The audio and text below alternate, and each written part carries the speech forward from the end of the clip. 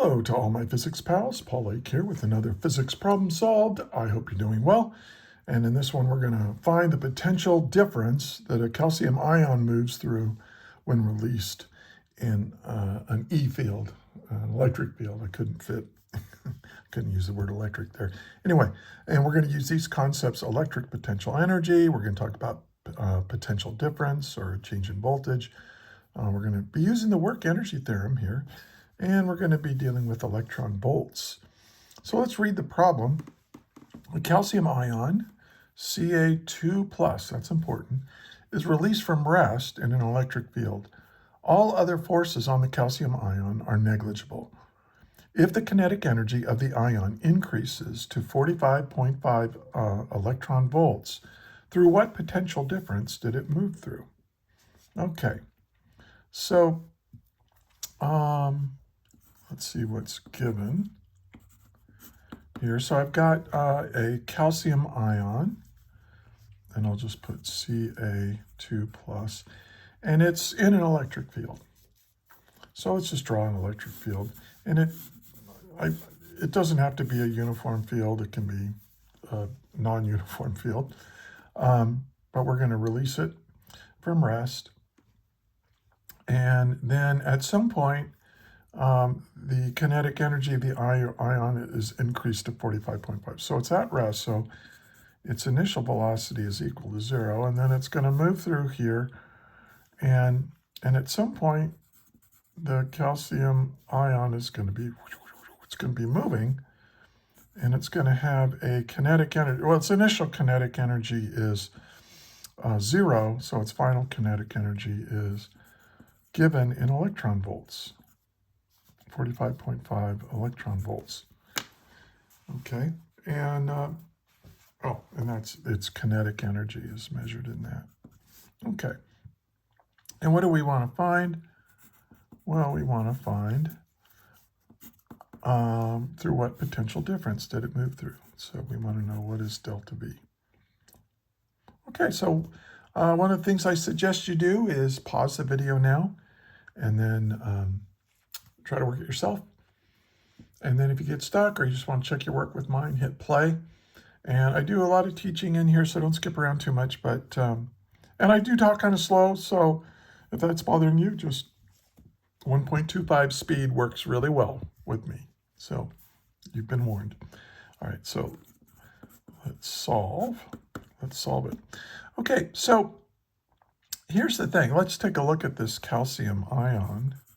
And it's got a 2+ charge. That means it has 2 more protons than it has electrons. And if you might recall that calcium is in the second column on the periodic table, it has 2 valence electrons. Those valence electrons have been taken away, and so leaving it with a positive 2 charge. And because of that, because it's a positive charge, and it's in this electric field, it's going to feel a force. This electric force. Now this electric force, since we're releasing it, is going to do work on it. It's going to accelerate it to the right. Now, we do know, we have an expression for a change in voltage. A change in voltage is equal to I call it a change in voltage because it's delta V, but really this is a potential difference. Potential difference, another way of expressing that variable-wise, is delta V. So the potential difference is equal to the change in potential energy divided by the charge that moved. Okay, so we're going to have to figure both of these out. Now to figure out this, remember, this is a change in potential energy. And we know that, and this is something that you learned in your mechanics class, but you might need to review it right now. If you have a conservative force doing work, the work done by a conservative force, well, that's equal to, this conservative force dotted with some displacement. Vector force times displacement is work. But if the work done by this conservative force is positive work, that means that's going to come at the expense of potential energy. Okay, so in other words, we're going to drop in potential energy. Now, the simple analogy to this, if you lift, if a rock is, if you're holding a rock in your hand above the ground and you release the rock, the force of gravity is down, right? If you, okay, let's just do that. Here's the ground. Here's my rock. Now here's the force, mg.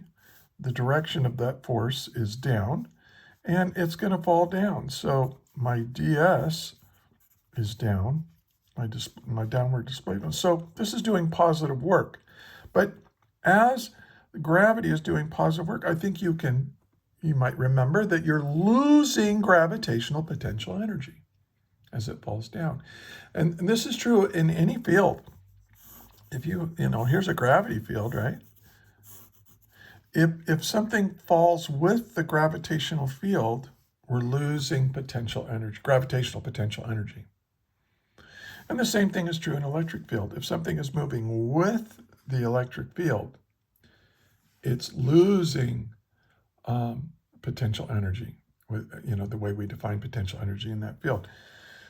So this is important. Also, one of the things it says that this electric force is a conservative force. But this electric force is also the net force acting on the calcium ion. And we know that the work done by the net force is equal to an object's change in kinetic energy. And this is the work energy theorem. So this defines potential energy. This defines this is the work energy theorem, and it kind of defines what kinetic energy is. But these are, it's the same force as our net force. So in other words, okay, the net force dotted with ds, right? That's the work done by the net force. But the conservative force is the net force here. So what does that mean? Well, that means that our negative change in potential energy is going to be equal to our change in kinetic energy. Okay, kind of a conservation of mechanical energy here, but with mechanical energy, we were just talking about gravitational potential energy or elastic potential energy, but now we can also talk about electric potential energy, because the potential energy in electric field depends on the position of the charged object in that field compared to some reference. It's exactly what we did with gravitational potential energy and elastic potential energy. So this works. Okay, this makes sense. So, well, I know what delta K is. Delta K is K final minus K initial, right? But we started from rest. So this is 0. And so delta K is just my final kinetic energy, which is 45.5 electron volts. So I can say negative delta U is equal to K final, which is equal to 45.5 electron volts of energy. Okay, so, well, what does that mean? Well, that means that delta U, our change in potential energy, is equal to negative 45.5 electron volts. And this makes total sense. Just when I drop a rock in a gravitational field, as it falls down, it gains kinetic energy at the expense of the potential energy. Well, here's our gain. This 45.5 is our gain in kinetic energy. It came at the expense, negative sign, of our potential energy. So now I know what my potential energy is. So I just need to plug it in there. So delta V is equal to delta U, which is negative 45.5 electron volts. Well, but what's the charge on here?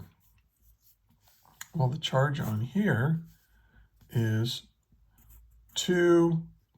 This 2 plus means it's a positive charge, but it's the elementary charge, 2e.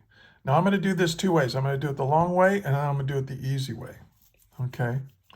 Now, let's do it the long way first. Delta V is equal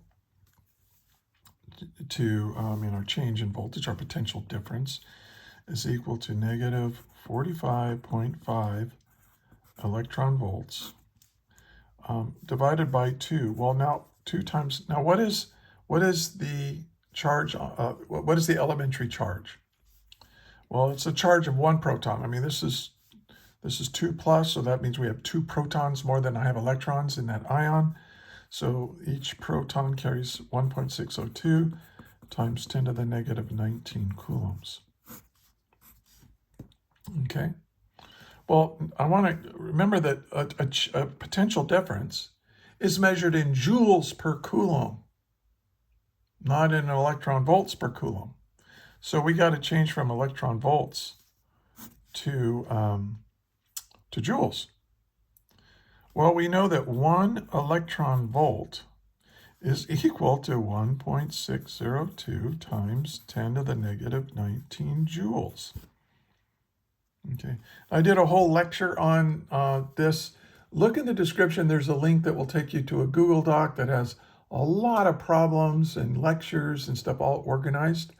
So this is part of Unit 9 in that group. So look in Unit 9, Lesson 1, and you'll see the lecture where I explain why 1 electron volt is equal to this many joules. It's pretty simple. And maybe I'll go over it here in a little bit. But notice that, okay, electron volts cancel, but what else cancels? This cancels. So it's just our delta V is equal to 45.5 divided by 2, which is 22.75.